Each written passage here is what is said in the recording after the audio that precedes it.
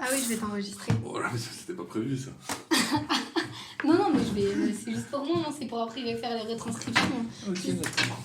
Ça te dérange pas? Non, c'est bon. De toute façon, je pense pas que tu vas dire. C'est bon, mais je serai rémunéré alors. Je sais pas. Mais on m'a dit que tu avais déjà un super salaire, donc je sais pas. On t'a dit? Qui t'a dit? Bah, toi. Moi, je dis ça, je suis pas sûr. Hein. Non, mais je pense que tu as un super salaire, donc. On n'est jamais satisfait par ça. Ah ouais? D'accord. Bah, pardon, un café alors. Un café là. Ok, ça me va alors. Comme ça. Du coup, je vais juste te rappeler un peu mon sujet. Après, Ouais. je vais te laisser rapidement te présenter par rapport à ton expérience. Ok. Et en quoi tu pourrais plus ou moins... Enfin, moi, je pense que tu es clairement en lien avec mon sujet, mais voilà. Ok. Et puis après, on abordera les questions. C'est classé par thème. Enfin, tu verras, c'est assez rapide, donc je pense que tu pourras me donner ta vision des choses. Du coup, mon sujet aujourd'hui, c'est l'implication du service achat au sein d'un projet solution clé en main, c'est-à-dire en amont du projet, mais aussi durant le projet, et puis évidemment en aval. Donc en amont, c'est surtout l'idée avec les offres. Pendant le projet, c'est à la phase d'exécution, et puis en aval, par la suite, notamment pour tout ce qui est facturation, paiement fournisseur. Ok. Donc l'idée m'est venue parce que j'ai travaillé sur le projet Vietnam, donc à Hanoï. Ouais. C'est un projet solution clé en main et je me suis rendu compte que ça a été plus ou moins compliqué par la suite en phase d'exécution parce qu'on n'a pas participé à la phase offre. C'est Colas qui s'en est chargé en fait. D'accord. Et ils avaient fait un peu leur tambouille, etc. Et on n'avait aucune visibilité sur les budgets précisément. On avait des budgets, mais tu vois, on n'avait pas d'offres précises, on n'avait pas grand-chose, quoi. Ok. Et c'est là où je me suis rendu compte à quel point c'était important de se positionner en amont du projet. Ok. Donc, l'idée de mon mémoire aussi, c'est de mettre en avant un peu en quoi les achats doivent être utiles, en tout cas dès la phase amont du projet ou début du projet, plutôt qu'en phase d'exécution. D'accord. Voilà, donc je vais juste te laisser te présenter rapidement et puis après on pourra enchaîner avec les questions. Ok. C'est Mimoussa alors. Responsable du BE caténaire pour la région France. Ouais. Donc, c'est la première fois que je travaille en France, entre guillemets. Ouais. J'ai fait beaucoup d'exports. Donc, j'ai commencé il y a en 2002 chez Colas, qui s'appelait anciennement Spi Rail. Et je travaillais sur Betuwe Route, c'était un projet de fret aux Pays-Bas. Donc j'ai fait ça pendant 2 ans. J'ai travaillé un petit peu à l'époque quand j'étais chez eux aussi sur le TGV Est. D'accord. Ensuite j'ai rejoint Alstom en 2005. Et en 2005 j'ai travaillé sur la banlieue d'Alger, qui était un projet d'électrification. J'ai fait 1 an et demi d'expat à Alger, où je m'occupais des plans de piquetage et des positionnements des supports le long de la voie. Parce que c'était une ligne existante en voie ferrée mais sans caténaire. D'accord. Ensuite, après ça, je suis rentré un petit peu en France pour travailler des offres. Et j'ai enchaîné sur Istanbul, D'accord. un projet infra aussi. On avait de la caténaire, de la voie, équipement linéaire, ce genre de choses-là. D'accord, la plupart du temps c'était des projets solutions clés en main ou pas Non, du non, non. Enfin, là, les 2 que je viens de te dire, c'était pas des projets solutions clés en main. C'était là sur Alger, c'était électrification plus sous-station. C'était ça le projet. D'accord. Sur Istanbul, on était en partenariat avec un génie civiliste turc, des Japonais qui faisaient Sousta et SCADA et ce genre de choses-là. Et nous, on faisait tout le reste. Ok. Mais c'était pas une solution clé en main. D'accord. Ça s'appelait pas comme ça. Donc le projet faisait plus d'1 milliard à nous 3. Donc ça a duré 3 ans. Ensuite, je suis rentré, j'ai travaillé un petit peu sur le projet de BST qui est la banlieue de Tunis. J'ai fait des offres et j'ai travaillé sur un projet en Roumanie. D'accord. Qui s'appelait 12 sous-stations. Donc en fait c'était un projet sous-station mais avec 160 postes caténaires, donc alimentation. Ouais. Et aussi un projet à Reichshofen dans une de nos usines où on devait électrifier, mettre de la caténaire dans leur dépôt pour qu'ils puissent faire les tests statiques. Ouais. Donc ça c'était après Istanbul. Ensuite j'ai fait un an à Singapour où c'était une extension de ligne existante. D'accord. Et ensuite j'ai fait 5 ans à Londres sur Crossrail, qui n'est pas un projet clé en main non plus. Et où on avait voie caténaire, sous-station, traction, sous-station non-traction, c'est tout ce qui est 11 kV, 33 kV pour alimenter les gares et tout ça. Ok. Et donc j'ai passé 5 ans. Et ça fait depuis un an que je suis rentré. Bien. Donc responsable. Mais après, quand je te parle de projet solution, clairement, tu vois quand même très bien. Ah non, je sais, non, je vois très bien, Très bien. C'est juste que j'ai pas vraiment travaillé dessus parce que c'est souvent des projets en tramway. D'accord. C'est souvent des projets en tramway enfin, les projets par exemple Istanbul, ça se ressemblait un petit peu parce que c'est nous qui faisions le design complet. C'était pas juste de l'exécution. À Londres, c'était aussi pareil. On faisait le design, c'est design and build. Oui. Donc c'est un peu pareil. Sauf que ça s'appelle pas clé en main parce que en clé en main, tu as le matériel roulant. Voilà, tu as plusieurs. Exactement, voilà. C'est ça. Mais après, effectivement, moi, si je me suis dirigée vers toi, c'est justement parce que quand j'explique dans mon mémoire ce que c'est un projet solution clé en main, le focus que j'ai fait, c'est les 3 phases en fait. C'est la partie donc engineering, la partie approvisionnement et puis la partie construction. Ouais, mais ça, tu fais ça pratiquement sur tous les projets. Oui, exactement. D'accord. Le clé en main, c'est vraiment que tu offres une solution avec complète avec ton matériel roulant, ta SIG et un peu de tout. Exactement. Il y a très peu de projets dans le monde qui sont sous cet aspect-là, à part quelques tramways, parce que les mecs veulent un seul interlocuteur qui leur fasse tout. Mais sinon, dans les projets, c'est souvent d'une bundle. Donc bundle, c'est vraiment une activité bien spécifique. Donc après, tu peux arriver comme du SGP où c'est du bundle un peu plus, quoi. Plus, parce que tu as la voie, tu as la caténaire, et ainsi de suite, mais tu n'as pas tout. Tu n'as pas le matériel roulant et tu n'as pas la traction, ce genre de choses. Exactement. Voilà. Du coup, on va commencer par les questions. La première étape, c'est d'abord de définir plus ou moins le métier de l'acheteur. Alors, je ne vais pas forcément te demander comment tu vois l'acheteur, mais en tout cas, toi, si tu en as eu l'occasion, et à travers ton expérience aussi de manager, comment tu définirais quel est pour toi le profil type de l'acheteur projet? Est-ce que pour toi, les attentes sont les mêmes lors d'un projet solution clé en main ou d'un projet tout court? Et enfin, est-ce que selon toi, à travers ta vision technique et bureau d'études, tu dirais que l'acheteur il doit avoir des compétences techniques? Ok. Donc, c'est pour répondre à la dernière, je pense que oui, il faut. C'est pour ça que les acheteurs sont souvent spécialisés. D'accord. Et qu'un acheteur voit, c'est pas un acheteur caténaire. D'accord. Clairement. Et que si c'est le cas, ben, ça marche pas. Souvent, les acheteurs ont fait d'autres activités un petit peu avant. Enfin, tous ceux que j'ai rencontrés à l'export, ils avaient fait un petit peu de design caténaire ou un peu de travaux et ils savaient de quoi ils parlaient. Donc quand tu leur disais je vais acheter telle chose, ils savaient et en particulier ils avaient à partir du moment où tu es spécialisé, tu sais exactement chez qui te tourner. Tu vois. Et la difficulté souvent c'est que l'acheteur il sait pas chez qui acheter.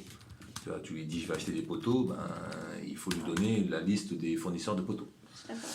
Et un poteau encore c'est plus simple. Mais quand il faut acheter un sectionneur, ben, si tu sais pas ce que c'est qu'un sectionneur, si l'acheteur sait pas, si l'acheteur connaît pas les spécificités et les fournisseurs, ben, c'est une perte de temps. Voilà. Donc pour moi, l'acheteur doit être spécialisé dans son domaine. Et il doit avoir vu d'autres choses que les achats, tu vois. Pas être un expert en études, pas un expert en travaux, mais avoir fait un petit peu de travaux, un petit peu d'études, pour savoir dire, voilà, je vais acheter ça, voilà les caractéristiques techniques, même sans donner de spec, il doit être capable de parler des choses. Et tu penses que ça passe forcément par une formation d'ingénieur ou ça peut être... Pas forcément une formation d'ingénieur, mais pour connaître la technique, il faut un petit peu quand même. D'accord. Tu vois. Mais, parce que moi, je sais que les acheteurs qu'on avait, qui étaient très bons, et ben, tu es laissé en réunion, il n'y a pas besoin de... Rarement besoin d'avoir le technicien qui est derrière.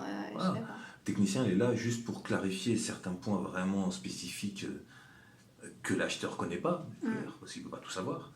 Mais il est capable de répondre à 80% des questions de son fournisseur. Okay. Et c'est pas souvent le cas. Mais quand tu as des gens comme ça, parce que ce qui se passe, ce qu'il faut voir, c'est que nous, dans nos études, quand on fait un chiffrage études, on ne fait pas un chiffrage, on ne rajoute pas du temps dédié aux questions des fournisseurs. Je suis d'accord. D'accord. Sur certains gros projets, par exemple T10 ou ce genre de choses-là, on a inclus, parce qu'on sait qu'on va avoir beaucoup d'interfaces. Mais en réalité, le management, ce qui fait la première chose, c'est qu'il vire cette couche-là. Toute la couche discussion avec les fournisseurs, choix avec du fournisseur, discussion sur les FAT, ben, il vire tout ça de notre scope. Ouais, d'accord. Parce que ça, c'est achat, quoi. Parce que ça, c'est achat, mais là, en réalité, c'est pas achat. En réalité, c'est que comme tu as rarement des gens qui connaissent vraiment la technique, et ben, c'est toujours le designer qui le fait. Donc tu dirais qu'en fait, finalement, bon, même s'il n'a pas ce background technique, il doit au moins avoir cette curiosité et rechercher. Sans curiosité, autant acheter du papier toilette, hein, c'est pareil. Ouais, d'accord. Tu vois. Ouais. Qu'est-ce qui différencie d'un acheteur de gobelets et de café d'un acheteur caténaire ou voie ferrée? Ouais. Le mec de la voie ferrée, il sait faire une distinction entre deux types de rails, entre des semelles et des traverses. Et ça se passe à travers l'expérience terrain, quoi. Ça se passe un peu avec l'expérience terrain. Moi, je pense que tout le monde devrait faire un petit peu de ça. Tu vois. D'accord. Je pense qu'un acheteur, il ne peut pas être bon s'il n'a pas vu la réalité. Tu vois, faire des visites, c'est bien. Faire des visites fournisseurs, c'est très bien. Tu vois, et il faut absolument. Les acheteurs ne le font pas. D'accord. Je ne parle pas d'ici, parce qu'en ce moment, ça se fait. Mais la réalité, c'est que ça ne se faisait pas. Ça se faisait d'accord. Pas. Et donc, même voir les fournisseurs, aller voir les fournisseurs, savoir qu'est-ce qu'ils fabriquent, comment ils le fabriquent, tu vois, ce genre de choses-là. Aller sur le terrain, quand on parle de poteau, de machin, et je vais mater un poteau, de savoir de quoi on parle. Et ça, c'est vraiment important. Et c'est le strict minimum. Si tu ne sais pas ça, bah, l'acheteur, tu vas lui dire je dois couler du béton, cette nuit. Le mec, il ne saura pas quelles sont les contraintes. Alors que tu vas le ramener une nuit, quand tu coules le béton, tu vas lui montrer que tu galères, qu'il faut prévoir les extensions pour aller couler la fondation qui est à 100 mètres. Voilà. Ça vient que par le terrain. D'accord. Ça vient pas par les formations qu'on peut faire. Non. Et ça, par contre, ça pourrait être mis en place, par exemple, par la hiérarchie, quoi. Par exemple, se dire, voilà, pendant 3 mois, vous faites du terrain. Oui, mais... Ou même informellement, quoi. Informellement, mais même ça pourrait être par la hiérarchie, c'est sûr. Mais après, c'est pas obligatoirement sur une longue durée, ça peut être des points spontanés, tu vois. Par exemple, une fois par mois, vous passez 3 jours sur le chantier, tel ou tel chantier, tu vois. Vous me faites une visite, au moins une visite par mois d'un fournisseur important pour Alstom, tu vois. D'aller voir ce qu'il fait, et ainsi de suite, tu vois. D'aller apprendre, d'aller discuter avec lui, d'aller comprendre ses contraintes et pourquoi, quand il dit 5 semaines, eh ben, il lui faut 5 semaines et pas... Et comme ça, toi, t'arrives avec les vrais inputs, quoi. Exactement. Ouais. T'apportes, on va dire, une valeur ajoutée au bureau d'études en disant, ou au chef de projet, voilà. En disant, moi, j'ai compris pourquoi c'est 5 semaines, parce que... Ok. Parce que pour l'instant, c'est pas pour être méchant, hein, mais pour l'instant, la valeur ajoutée de l'acheteur, elle n'est pas là. Ouais, tu vois. d'accord. Je sais que comment il s'appelle, Caro. Non, que Magid, il a une très grande expérience sur la voie ferrée, tu vois. Donc il connaît les fournisseurs, il sait de quoi on parle, tel type machin, parce que ça fait depuis 40 ans qu'il fait ça, tu vois. Donc au bout d'un moment, tu fais 3 visites, tu sais de quoi tu parles. Mais vous, les plus jeunes, il faut absolument que vous fassiez ça pour vraiment apporter quelque chose. Je suis d'accord. Tu vois. Parce que, donc, moi, si je devais résumer en quelques lignes, pour toi, l'acheteur idéal, en tout cas qui pourra aider tout le monde, c'est un acheteur qui, en fait, a une réelle connaissance du marché, une vision globale, en fait, du marché, je pense, et qui a cette expérience terrain dans le sens où il sait de quoi il parle. Ouais, et puis il n'y a pas que les fournisseurs et le terrain, hein. Il y a faire des salons, Faire des salons, c'est super important, tu vois. Je suis d'accord. Nous, les acheteurs, chez nous, c'est Crossrail, c'est tous les salons. Hein. Mm. Et tous les salons, et rencontrer des fournisseurs, rencontrer des gens, rencontrer pas mal de monde, des mecs qui faisaient des engins, des mecs qui faisaient... parce que même si tu es acheteur caténaire, on va pas te demander que d'acheter des équipements caténaires, on va aussi d'acheter des engins caténaires, on va te demander de mettre en place des bases travaux, tu vois, des bases vie. Et ça, là, bah, il faut connaître des gens. Tu vois. Et connaître les gens, c'est qu'en faisant des visites sur les chantiers, en faisant les salons, ce genre de choses-là, où tu vas rencontrer du monde et tu vas... Effectivement, je pense que c'est ce qui nous dessert aujourd'hui. Ouais. Aujourd'hui, c'est ce qu'on n'a pas forcément, ce qu'on n'a pas du tout. Hein. Non, mais vous êtes en train de commencer Oui, à le faire. on commence à le faire, mais c'est dommage que ça ne s'est pas fait avant, tu vois. C'est dommage, mais après, tu sais, le nombre de choses qui n'étaient pas bien jusqu'à maintenant, tu vois, que ce soit au bureau d'études, que ce soit aux travaux, que ce soit partout. D'accord. Donc c'est bien de s'en rendre compte et de changer. Est-ce que tu dirais que dans le cadre d'un projet solution clé en main, on a des attentes particulières auprès de l'acheteur? On a plus d'attentes ou pas? Est-ce qu'il est... Je sais pas, par exemple, un acheteur m'a dit que j'ai... un des acheteurs m'a dit moi je pense que lors d'un projet solution clé en main, tu as beaucoup plus d'enjeux. Tu as beaucoup plus d'enjeux.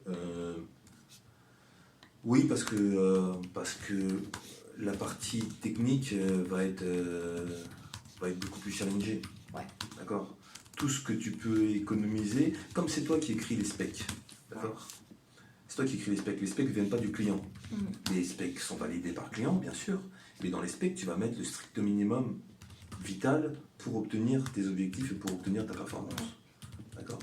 Donc avoir 5 voyants sur ton écran, tu t'en fous. Si tu n'en as besoin que de 2, tu vas en avoir que 2. Ouais. D'accord. Et c'est à l'acheteur d'aller gratter, tu vois, pour avoir ça, d'aller gratter des pourcentages d'économie sur ça, beaucoup plus que ce qu'on demande aujourd'hui, tu vois. Nous, les acheteurs à Crossrail, je fais encore le lien parce que non, mais c'est normal, c'est mieux pour moi. C'était le dernier truc que j'avais, tu vois. Et quand quand on faisait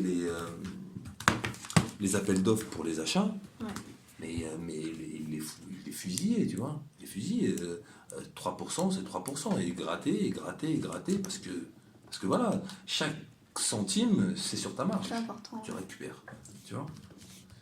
Et comme c'est toi qui écris les specs techniques, et ben tu peux gratter beaucoup plus loin, tu vois, obtenir le strict minimum, lui faire retirer à ton fournisseur toutes les options que tu n'as pas besoin, tu vois, que le fournisseur va absolument te placer.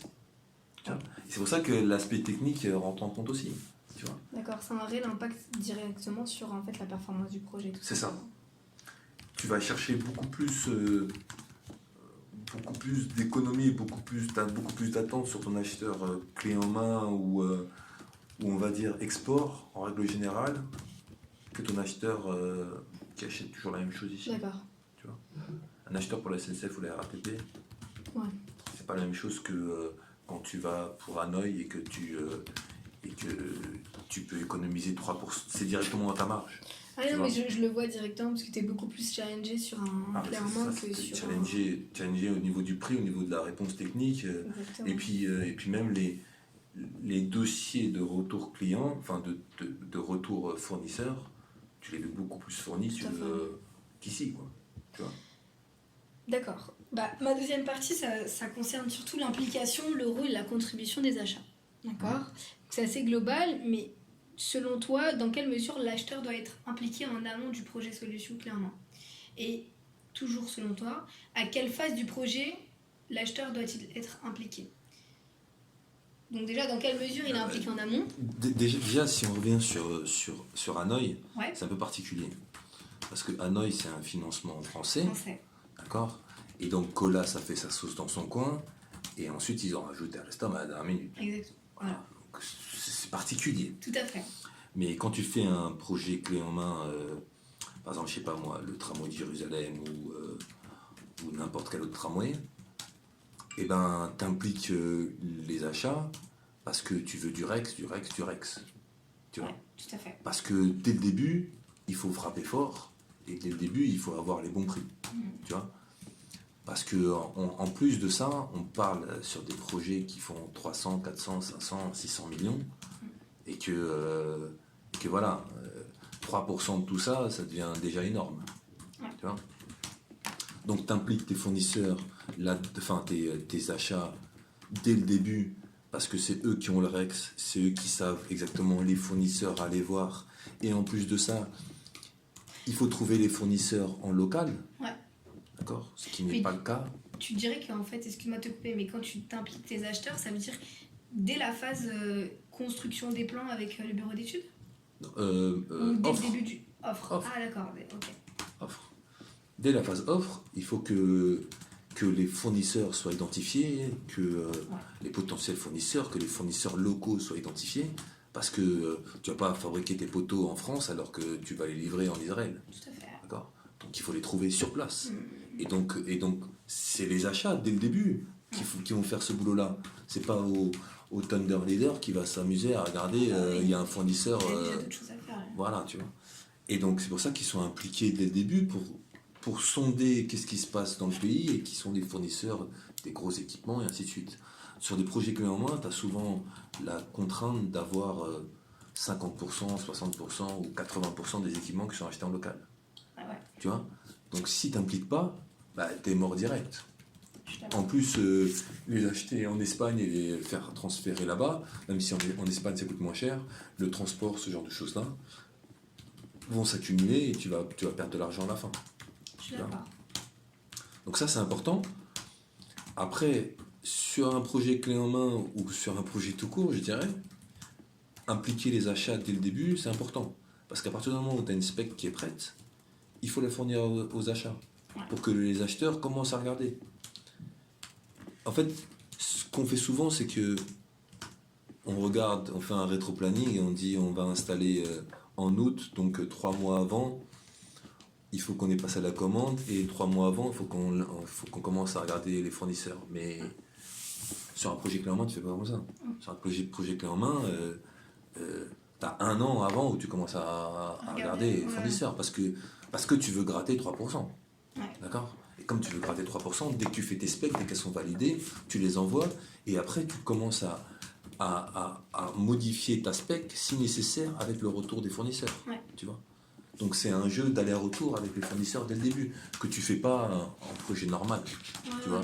Projet normal, est-ce que tu es conforme, tu n'es pas conforme, on te met de côté. Je suis d'accord. Tu vois? Là, comme tu as plus de temps et que c'est plus challenging, sur le fait que ben, le mec il te dit ben, si tu mets une couleur rose, ça te coûtera 10% moins cher parce que le bleu, ben, c'est difficile à avoir.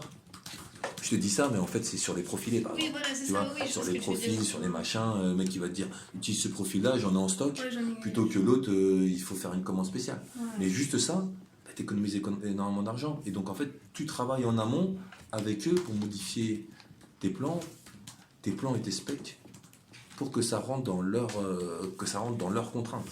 Donc il y a une réelle interaction entre le bureau d'études, normalement, qui doit être faite, et les achats. Ah oui, bah, sur les projets clés en main et les projets export, on est en discussion toutes les semaines avec eux. Voilà. Voilà. Pour toi, au niveau du rôle de l'acheteur, toujours en fonction du projet solution clé en main, à ton sens, quel est le rôle qui lui est donné? Est-ce qu'il va avoir un rôle... Par exemple, pour t'expliquer, dans plusieurs des interviews, on m'a dit que, selon eux, l'acheteur avait un rôle d'influenceur. D'autres me disaient qu'il avait un rôle de décisionnaire. D'autres pas du tout. Par exemple, ils me disaient ah non, il n'a pas du tout de rôle de décisionnaire puisque la décision qui est prise est collégiale. Donc, aujourd'hui, selon toi, est-ce que son rôle, c'est de préconiser, d'apporter des solutions, de décider? Comment tu définirais le rôle de l'acheteur? Moi, je vois pas du tout qu'il est décisionnaire. Ouais. Parce que ça reste toujours le PM qui prend la décision. Ouais. Et s'il prend la décision d'acheter un truc 10% plus cher parce qu'il pense que D'accord. c'est le meilleur, c'est lui qui le fera. Tu vois? Oui. Ou de prendre un truc de merde chinois, c'est lui qui le prendra aussi. Ouais. En fait, c'est le risque qui est impacté finalement sur le chef de projet. Le chef de projet, c'est lui qui prend la décision et c'est lui qui a la responsabilité pour ça. Tu vois? Le rôle de l'acheteur, c'est d'influencer. Oui, il influence par le choix des fournisseurs ou il peut influencer sur la solution en disant ça serait bien. Mon charge. Vas-y.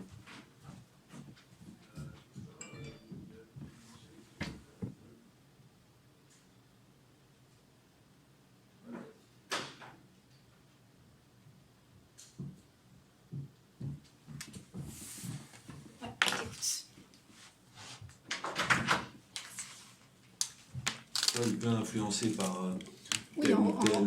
en fait, Voilà. ils préconisent quoi. Il préconise, il dit voilà, je connais ce fournisseur-là, on a des bonnes relations avec lui, il peut nous obtenir quelque chose. On peut, comme il connaît un petit peu la technique, il peut dire voilà, ça on n'a pas besoin, ça on devrait faire comme ça. Il donne des directions, tu vois. D'accord. Et en plus, il est challengé par le PM, qui va lui donner son budget, et il est challengé techniquement par le bureau d'études. Ah oui. Mais c'est pas un décisionnaire, ça non. D'accord. Enfin, pour moi, non. Pour Non, moi, c'est non, sûr. parce qu'à partir du moment où tu lui donnes ce point-là, et puis le responsable de projet, il n'a plus aucune décision à prendre, quoi. Ouais. Et s'il y a un problème, ça reste toujours le chef de projet qui doit gérer ce Ouais. point-là. Du coup, en fait, voilà, il préconise quoi. Il apporte des solutions. Des solutions grâce à de nouveaux fournisseurs, grâce à des nouvelles localisations de fabrication. Il peut préconiser des choses sur des nouvelles techniques, tu vois, parce que comme il s'y connaît, il connaît à droite, à gauche comment ça se passe, tu vois. Ouais. Voilà. Parce que le mec s'est renseigné, parce que le mec il connaît, et ainsi de suite, tu vois. Mais décision, non. Pas de décision. D'accord. Pour toi, quels sont les enjeux achats du projet solution clé en main? Quels vont être les grands enjeux? Par exemple, moi je sais que certains bid managers m'ont dit que l'un des plus gros sujets, c'est la relation que tu peux avoir avec ton prescripteur, donc ton chef de projet par exemple, l'un des enjeux des achats. Lors du projet solution clé en main. Mais dans tous les projets, ça peut être aussi le cas, tu vois. Du coup, déjà, est-ce que tu différencies les enjeux achats d'un projet solution clé en main et les enjeux lors d'un projet simple? Pour moi, c'est pareil. C'est pareil. Et pour toi, tu dirais quels sont les enjeux réels? Les enjeux, c'est que l'acheteur, il doit pouvoir te faire des économies là où tu n'avais pas vu. Tu vois, il apporte le petit plus qui va te faire la ristourne de 10% alors que tu l'avais pas vu, que tu l'avais pas budgété. D'accord. Ça, c'est du saving, tu vois. Ouais, du saving, d'accord. Donc il apporte les savings là. Tu vois, en allant chercher un fournisseur en Espagne, tu vois, parce que c'est ton acheteur qui a trouvé cette solution-là, machin. C'est ça qu'on attend de l'acheteur, c'est qu'il vienne te ramener des solutions que tu n'avais pas pensé, des fournisseurs que tu n'avais pas pensé, tu vois, et il va te dire mais pourquoi tu fais pas des fondations préfab au lieu de te faire chier à les couler sur place, tu vois, ce genre de choses là. Ouais, c'est bah normalement ouais, c'est le rôle des achats, ouais, effectivement. Oui, mais on l'oublie souvent parce que maintenant les achats c'est devenu juste achète-moi des poteaux, t'achètes des poteaux. Je suis d'accord. Achète-moi une console, t'achètes une console. Ouais. C'est tout. Parfois j'ai l'impression que, bon après pour certains projets c'est normal, mais parfois j'ai l'impression aussi qu'on prend pas le temps de se dire bon, allez on se donne un peu le temps. Et c'est pour ça que dans un projet solution clé en main, peut-être qu'on a... On a un peu plus de temps. Un peu plus de temps. On a un peu plus de temps, mais en retour on veut du chiffre. Ah oui. Tu vois, tu peux pas prendre plus de temps et arriver et puis à être 3% plus cher que ce qui était prévu. Oui, les attentes sont peut-être un peu plus importantes. Enfin, t'es sous pression beaucoup plus, je pense. Plus importantes et on te demande de faire plus de boulot. Mais la valeur ajoutée est là. C'est là où tu te dis, ouais, heureusement qu'on avait... on attend la valeur ajoutée de l'acheteur.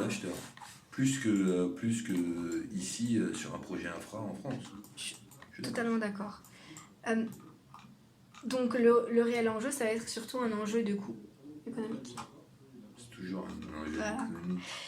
La dernière partie, c'est sur la contribution des achats et leur valeur ajoutée. Donc, tu m'as déjà répondu, je pense qu'on a déjà répondu à cette question, mais tu dirais qu'en fait, la contribution en termes de valeur ajoutée du service achat, ce serait surtout sur le saving.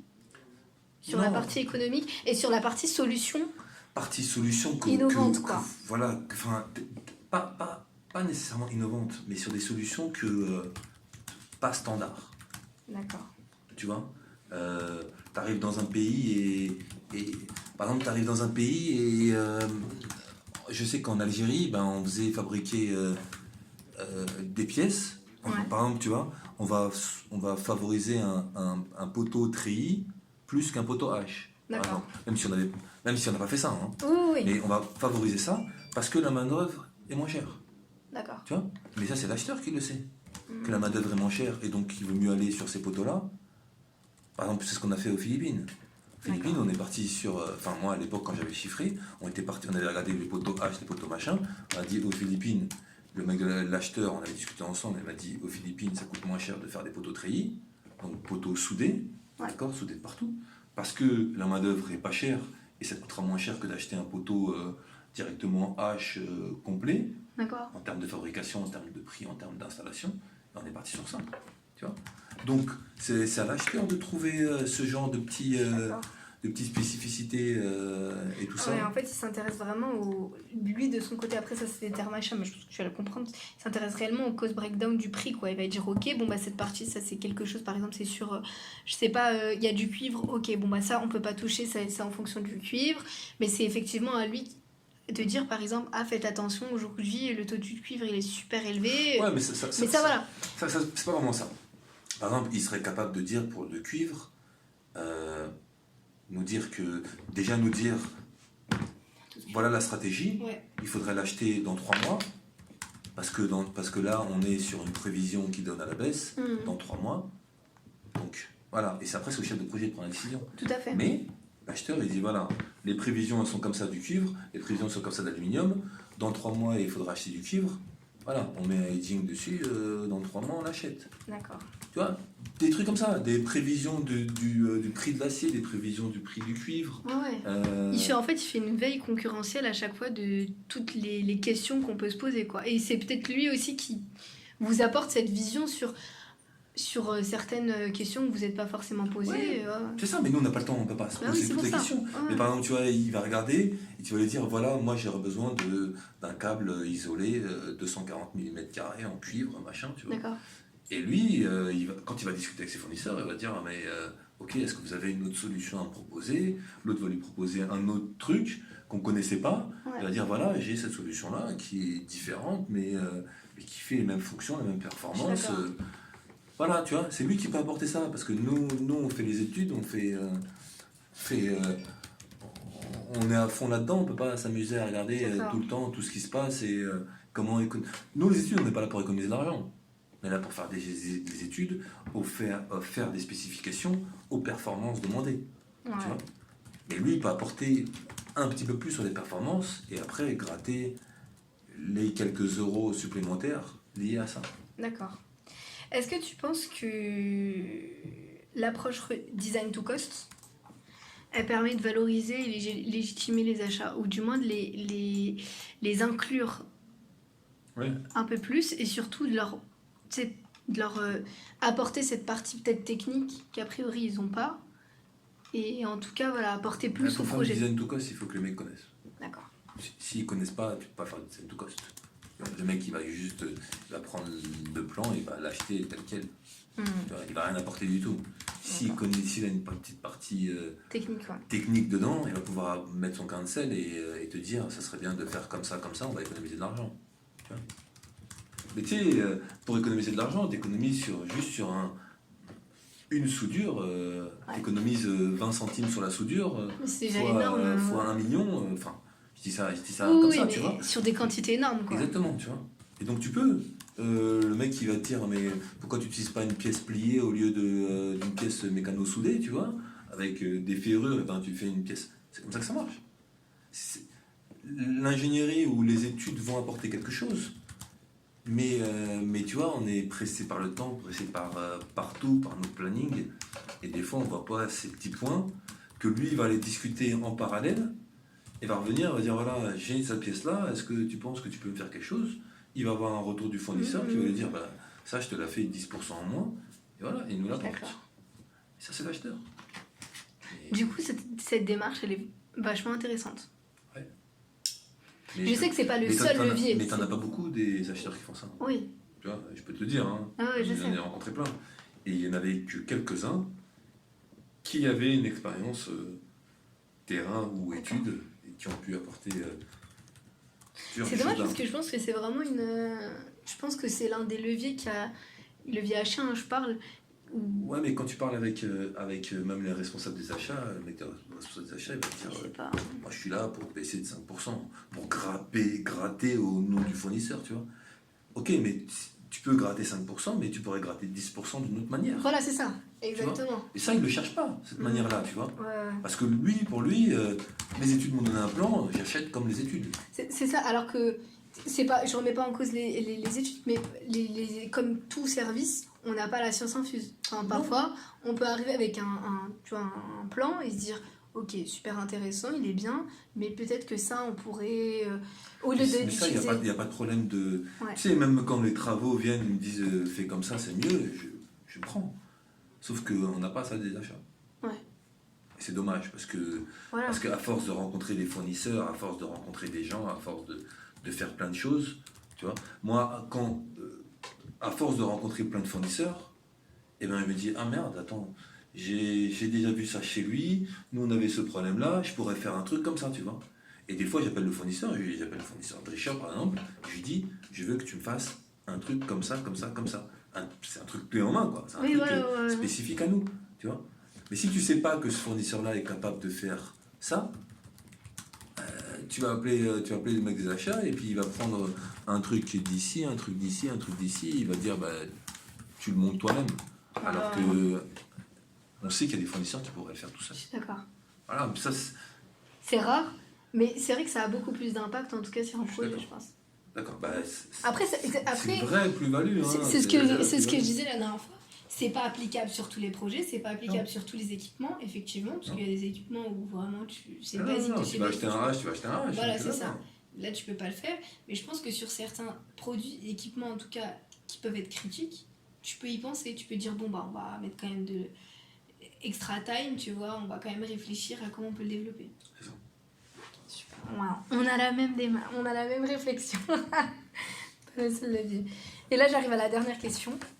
Et merci pour ton temps. C'est surtout pour la performance achat. Toi, de ton côté, comment tu définirais, en quoi les achats projets, en tout cas, ils vont impacter le résultat de ton service ou du moins le résultat du projet. Et comment tu mesures cette performance ? Je vais te demander surtout peut-être d'avoir l'expérience Crossrail en tête. Comment toi, à la fin d'un achat de ton projet, hein, tu disais ah ouais, là je pense qu'il a bien géré cet achat, ou là il a merdé, etc. À partir du moment où on implique moins les études et que l'acheteur s'implique plus sur les questions techniques et ce genre de questions-là, tu vois, sur les questions de solutions, moi c'est comme ça que je peux le mesurer. Parce que j'ai passé moins de temps dessus, j'ai passé juste du temps sur la partie technique que lui ne connaît pas pour finaliser la solution, mais toute la partie en amont, c'est lui qui l'a géré, tu vois. Sur le fait que j'ai pas moi à aller chercher les noms des fournisseurs et à regarder sur internet et passer des heures et à passer des coups de fil à un peu tout le monde pour avoir la solution, tu vois, ça c'est déjà un gain de temps pour moi. Moi je vais le mesurer qu'en temps, hein. Tu vois, je vais pas le mesurer financièrement parce que financièrement c'est pas moi qui gère la finance des achats, tu vois, mais moi je vais gérer je vais le voir en fonction du temps que je passe avec l'acheteur. Moins je passe du temps avec l'acheteur, et ça veut dire que l'acheteur a fait son boulot correctement. Tu vois, quand il peut m'apporter des nouvelles solutions techniques ou des nouvelles façons de faire, c'est là où je vais voir que... Ça résume un peu tout ce qu'on a dit avant. Hein, c'est juste qu'en fait, l'acheteur, il est plus pertinent parce qu'il sait répondre de lui-même aux questions sans passer par toi forcément. Et à trouver les bons fournisseurs dont on a besoin, tu vois. Pas que je lui fasse la liste des fournisseurs qui devraient contacter, me trouver d'autres fournisseurs aussi. Ça, c'est quand un acheteur me trouve d'autres fournisseurs que je pourrais mettre dans mon catalogue perso en tête, c'est super parce que j'aurai d'autres façons de voir les choses et je pourrais trouver de nouvelles idées grâce à ces nouveaux fournisseurs. Et voilà, et je pense que juste pour conclure, je pense qu'il faudrait aussi que les acheteurs viennent une fois de temps en temps pendant les FAT. Parce que pendant les FAT, Les FAT. Donc, quand tu es projet export, il y a toujours le responsable des études et le PM ou PM adjoint qui vont au FAT. D'accord. C'est toujours. Une fois de temps en temps, tu ramènes la qualité, parce que la qualité, ils sont là pour faire des audits, machin. En France, on fait ni l'un, ni l'autre, ni rien du tout, quoi que ce soit. Ouais. D'accord. Bon, je devais partir, c'est un peu médisant, parce que je devais partir demain en Espagne pour aller voir le fournisseur, le nouveau fournisseur de poteaux. Il y a un empêchement, donc je ne peux pas y aller. Mais C'est quel fournisseur? Techni, je sais pas quoi, là, un C'est fournisseur pas espagnol. TechShop?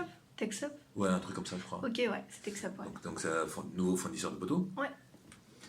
Donc là, on a... TSO utilise ça. Voilà, donc là on m'a impliqué, mais je ne peux pas y aller. En plus, il aurait fallu que je parte maintenant pour arriver demain. C'est une galère. Mais même pour d'autres choses, tu vois, on n'implique pas assez les gens sur les FAT. Et tu vois, ramener des acheteurs pour des sujets critiques des FAT, tu vois, je pense que c'est important. Parce qu'au moins, l'acheteur, il voit exactement ce qui est testé, ce qu'on vérifie, tu vois, et de lui-même, il pourra dire, voilà, quand il va rencontrer un fournisseur, il pourra lui dire, voilà, les soudures, comment vous faites vos soudures? Est-ce que les plus pertinents dans ces questions, quoi. Voilà, comment vous faites en sorte que vous vérifiez que vos soudures ne vont pas péter? La peinture, comment vous faites la peinture, comment vous faites la galva, tu vois? Et il aura les questions qu'il aura vues pendant la FAT, tu vois, qu'on pose pendant la FAT.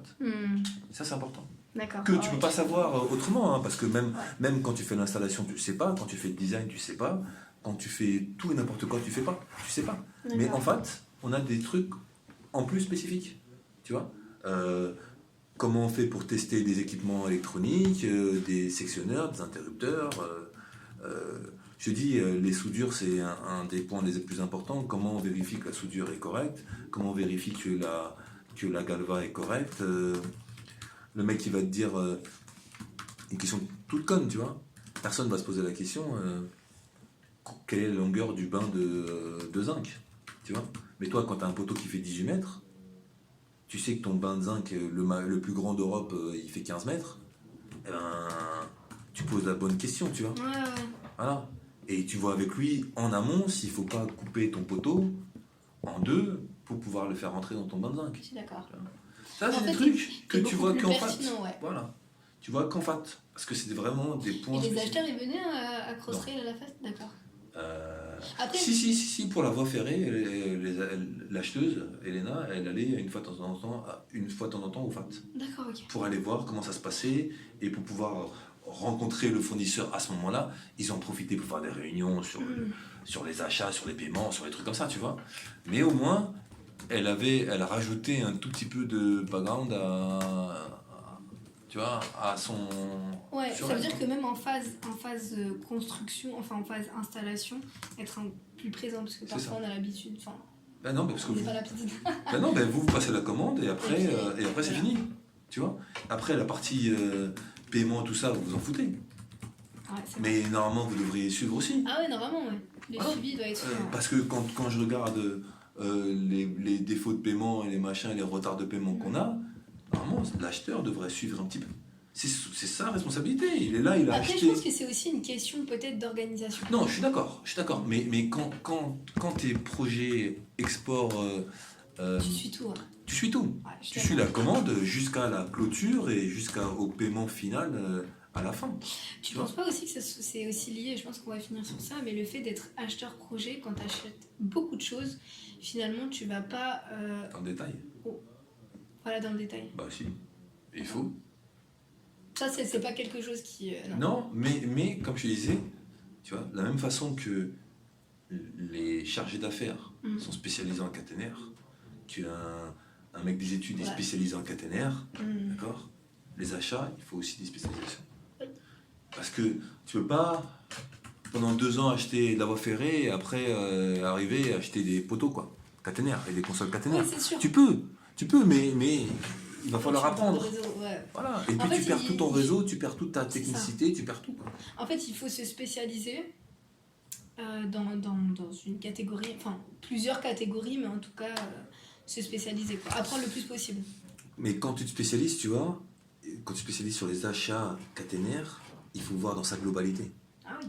Dans sa globalité, je veux dire, poteaux, consoles, machin, et au fur et à mesure, tu t'élargis, tu fais les équipes achats, les équipes, Les engins caténaires, les engins par exemple. caténaires, les bases vies, les machins, et là, tu as une vision globale, et tu sais faire un projet de A à Z, Ouais. tout. Mais tu vois, tu commences par une partie, puis après tu... Exactement, Voilà. et tu t'élargis. Ouais, ok. T'élargis. Je vois ce que tu veux dire. Mais à la fin, le mec, il doit savoir installer une base vie au bon endroit, machin, pour les Et poser les besoins bonnes du questions, projet, ouais. tu vois, acheter les bons engins et poser les bonnes questions pour les engins dont on a besoin exactement, et pas acheter des élans parce que tout le monde achète des élans. Ça se trouve, il y a un autre équipement que tu pourras avoir, 15% moins cher, et qui fait le même boulot. Ouais, je suis d'accord. Tu vois. Mais je vois ce que tu veux dire parce que, par exemple, je suis partie, quand on est parti à Annecy, on est allé sur, on a regardé la base vie, etc. et tout qui avait été positionné, et on a vu les containers aussi qui ont été positionnés. Et quand tu ouvres les containers qui sont dans un bordel monstre, tu vois, il n'y avait pas d'étagère. Et du coup, l'une des questions j'étais avec Benjamin et je lui dis ah ouais, c'est foutoir et tout, est-ce que c'est normal? Et il me dit bah il n'y a pas d'étagère. Et je lui dis mais pourquoi en fait quand on a fait l'achat? Non, mais faut pas. Non mais c'est des choses que... Non, mais la problématique, c'est pas là. La problématique, Oui. c'est que vous n'avez pas pensé. Oui, Ok. ah oui, tout à fait. Ok, il n'y a pas de problème. Mais le mec qui réceptionne son container et qui se dit je vais mettre des pièces caténaires, eh ben, le premier truc qu'il fait, il passe une commande pour des étagères. Je suis d'accord. Tu vois, ils ne l'ont pas fait.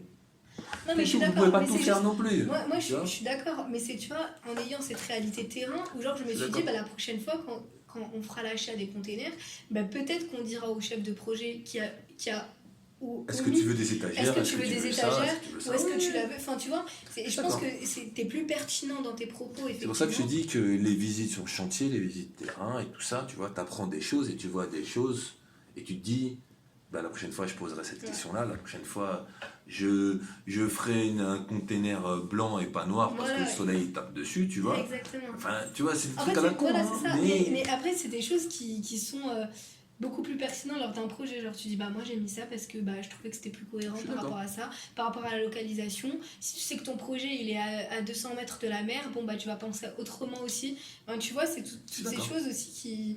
Moi, je suis, voilà. Je suis très contente d'avoir fait l'entretien. Voilà. Merci. Merci beaucoup. De rien.